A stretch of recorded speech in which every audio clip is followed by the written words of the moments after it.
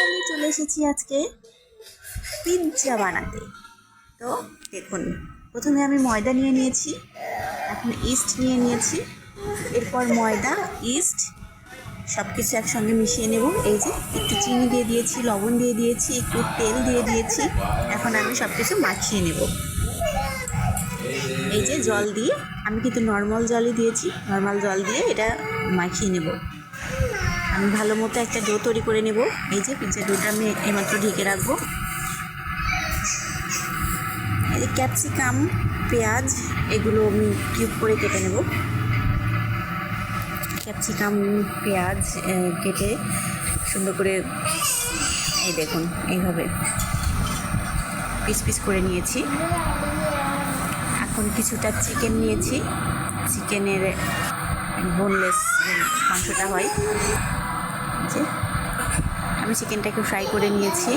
আর এখন এই যে পিৎজাটা রেডি করব। এখন আমার পিৎজাটা আমি রেডি করছি কীভাবে।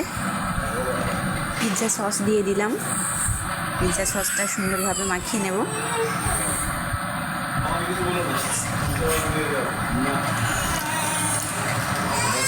এখন দিয়ে দেবো চিজ।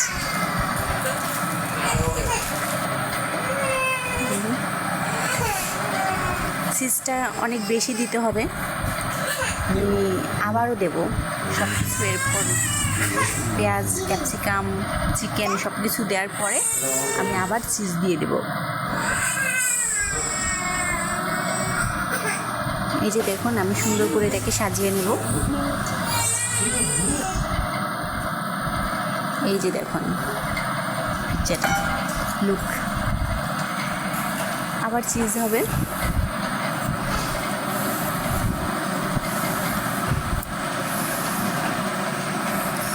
চিজটা অনেক বেশি দিতে হবে।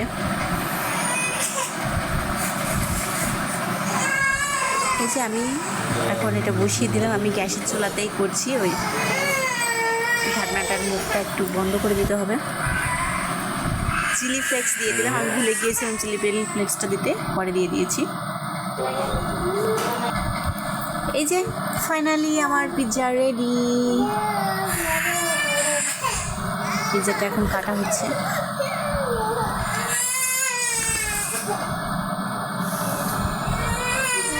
দেখুন, সামনে থেকে তো ভীষণই ভালো দেখাচ্ছিল। আর এই যে পিৎজাটা দেখুন, গ্যাসের চুলায় করেছি, তাতে কি পিৎজাটা অনেক সুন্দর হয়েছে। দেখুন দুপাশটাই। এখন টমেটো সস আর মেয়োনিজ দিয়ে খাওয়া হবে।